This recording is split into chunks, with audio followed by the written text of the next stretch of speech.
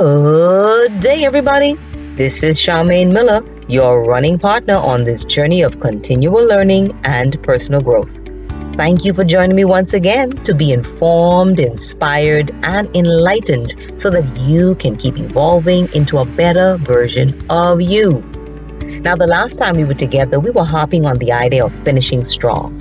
We know that the end of the school year draws nigh, and this can be an overwhelming time. This is when students show signs of fatigue, but also when teachers begin to feel exhausted too. On the practical side, you definitely want to keep up with your daily supplement intake because a drained body is so susceptible to sickness. Also, I want to beg you once again not to give up this close to the finish line. Think about it. What kind of athlete sees the finishing line ahead and slows down? Exactly, none. On the contrary, this is the time when they quicken the pace and give it all they've got so that they can cross that line. That's what I'm asking you, my dear colleagues, to do.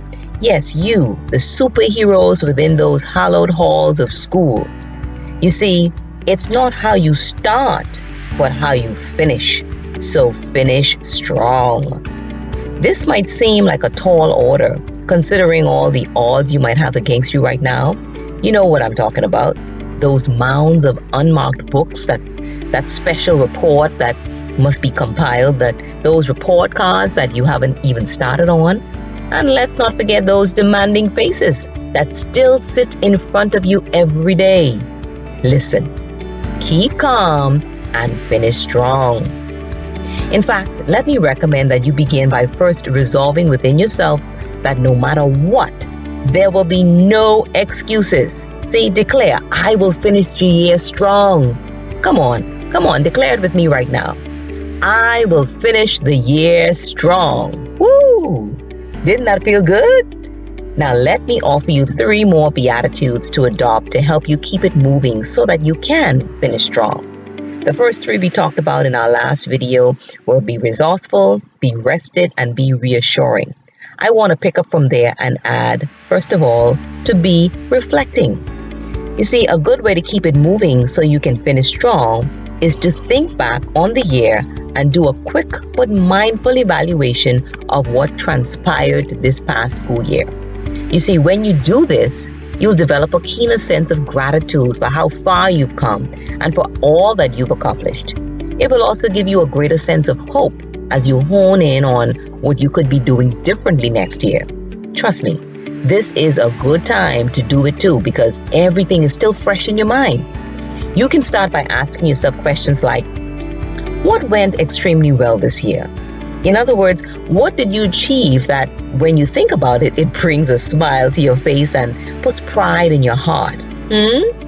Think about your classroom management, the lessons you've taught, or your relationship with your students, your communication with your parents, and just ask yourself what went well this year.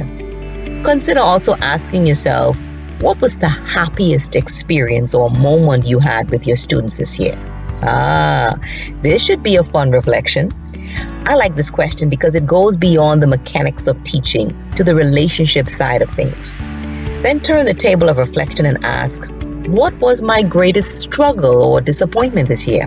What would I have done differently this year? See, by reflecting, we are garnering the fortitude to keep moving and to finish strong. That's because reflection is a vital tool. Richard Carlson believes that reflection is one of the most underused yet powerful tools for success. Imagine that. Just taking time to reflect can really empower you to succeed. In fact, Hall and Summerall admit that the more reflective you are, the more effective you are. So you want to be effective? Then think about being reflective. Someone took it further and argued that we don't learn by doing, He says we learn by reflecting on what we've done. Wow, what an interesting view.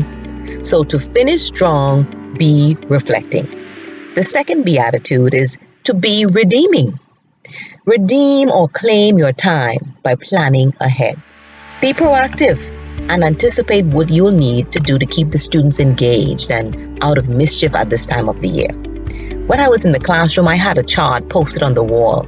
It was called the Daily Dozen. It was a list of 12 things that students could do when they think they are done with the work that was assigned to them. Trust me, this list became an integral part of my classroom routines that helped me to really redeem the time, especially near the end of the school year. So what activities can you engage them in that would force them to think deeply, work fervently, and participate more meaningfully? If exams are already done, this might be a bit harder to do, but it's not impossible. Remember to be resourceful and lean on other colleagues for tips. The whole idea about being redeeming is to work smarter, not harder. So be redeeming. And the third and final beatitude is be releasing. Here is where you have to learn to let some things go. Yeah, you know the song, let it go, let it go. I'm not just talking about forgiving, we always hear about releasing and forgiving others, but I'm not just talking about forgiving that colleague that rubbed you the wrong way or that unreasonable administrator. I'm not even talking about forgiving that parent that you told a piece of your mind to, or perhaps they told it to you. I'm also insisting that you forgive yourself if necessary. That's right. Let go of those things that didn't work too well, or even that lesson that you didn't get to reteach. Cut yourself some slack and release it so that you can finish strong. Don't slow down, colleagues. Don't slow down now. Keep it moving so that you can finish strong. To help you do this, adopt the Beatitudes. Be reflecting, be redeeming, and be releasing. You may have started strong, and starting strong is good, but finishing strong is epic.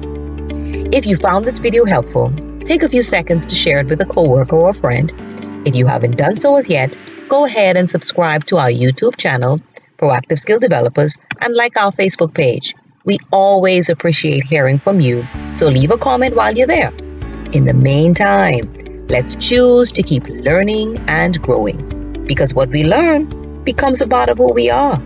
And like Einstein said, once we stop learning, we start dying. So, never stop learning, because life, as you know, never stops teaching. Until next time, to your success.